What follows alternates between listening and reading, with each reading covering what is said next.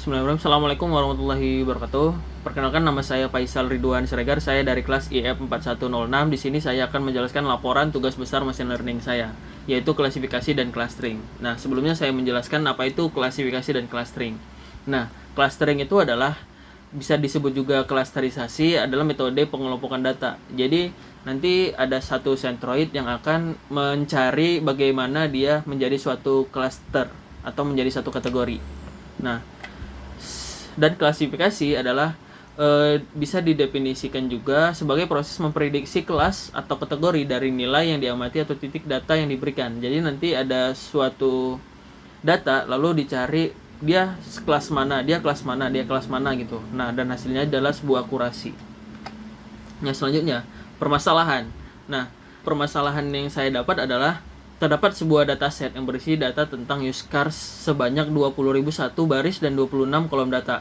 Di dalamnya terdapat atribut yang berbeda-beda pula. Nah, sistem yang akan dibangun dari dataset tersebut adalah melakukan klasifikasi dan clustering.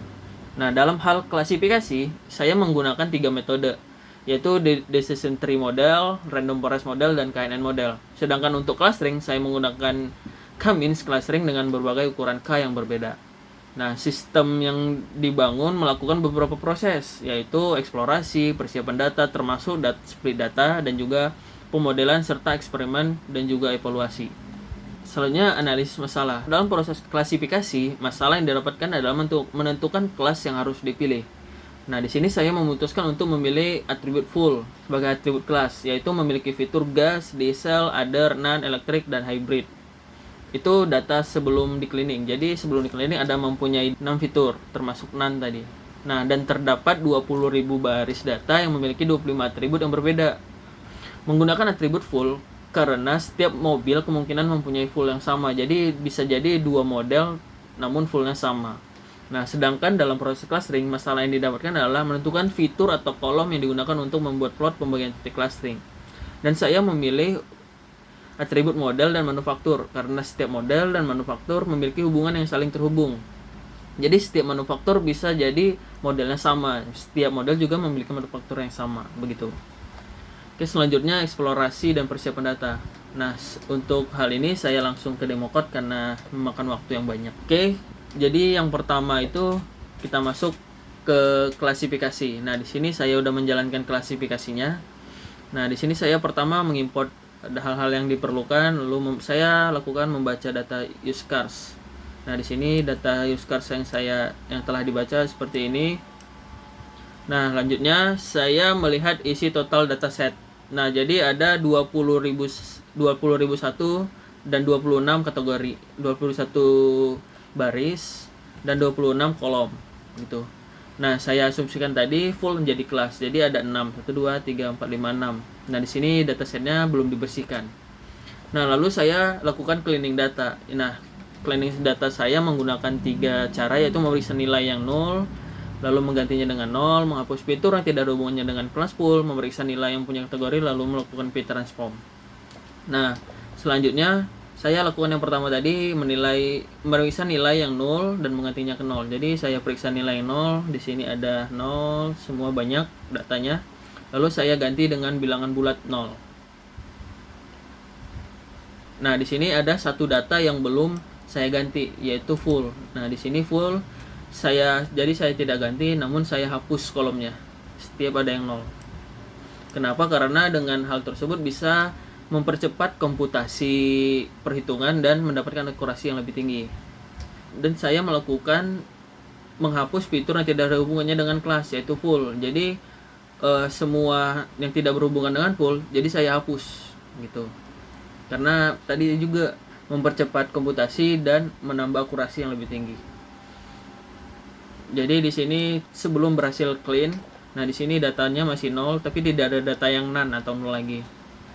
Nah, selanjutnya saya lakukan p-transform, yaitu memeriksa nilai kategori lalu menjadikannya sebuah angka gitu. Karena di dalam p-transform tidak dapat menggunakan integer, jadi saya melakukan semuanya saya ubah ke list string. Jadi contohnya itu di sini ada ini list string dan sini list integer. Nah, saya ubah setiap 0 ini menjadi string lagi agar dapat di p-transform. Nah, di sini ini caranya. Lalu di sini saya mengganti nilai kategori dengan angka yang dapat dihitung. Tadi yaitu dengan fit transform agar bisa dihitung. Karena di klasifikasi dia hanya menerima angka tanpa string. Nah, di sini setelah berhasil, berikutlah data full tadi.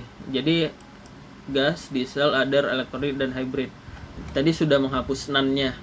Nah, jadi ada 5. Nah, dan di sini setelah di fit transform, jadi gas itu 2, diesel itu 0, dan selanjutnya. Jadi sudah menjadi angka isinya. Berikut data yang sudah berhasil di clean. Jadi tidak ada string lagi, melainkan semuanya dalam keadaan angka. Nah, setelah melakukan itu, saya selanjutnya melakukan split data, 25% data test dan 75% data train. Jadi saya membaginya full tadi saya jadiin satu, lalu membaginya dengan 25 data set dan 75 data persen. Berikut korelasi antar kolomnya. Nah, di sini data yang tertinggi itu tuh ada di cylinders dan condition 0,36. Saya tidak mengambilnya karena saya menggunakan full tadi. Selanjutnya saya membuat modeling. Modelingnya berupa akurasi skor, confidence matrix, dan klasifikasi report. Nah, dalam klasifikasi random forest saya menghasilkan 95,16%. Selanjutnya klasifikasi DCT saya mendapatkan 92,47%. Selanjutnya saya melakukan KNN dengan 89,88%. Nah, setelah itu saya buat predict data actualnya.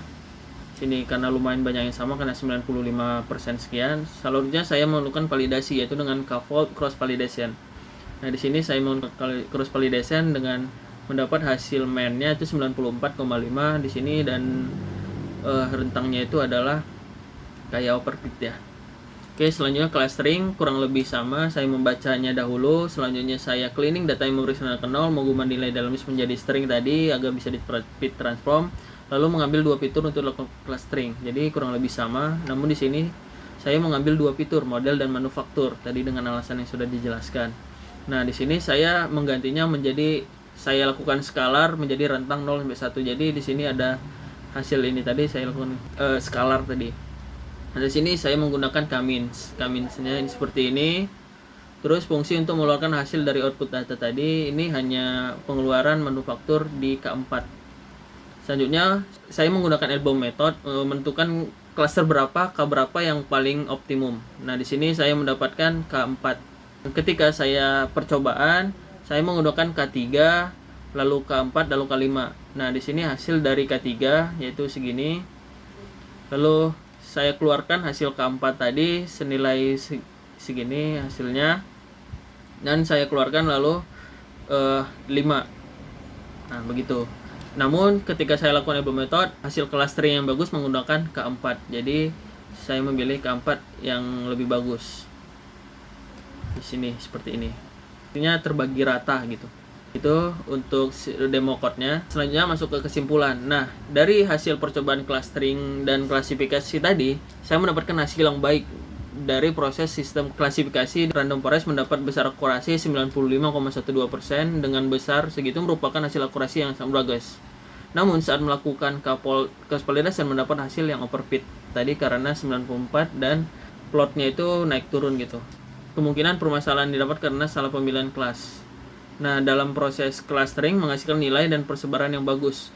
Nah, saran saya untuk penulis selanjutnya disarankan untuk melakukan pemilihan atribut atau kelas yang lebih bagus dan baik lagi. Jadi sekian presentasi saya, kurang lebih mohon maaf. Saya akhiri, wabillahi taufiq wal hidayah. Assalamualaikum warahmatullahi wabarakatuh.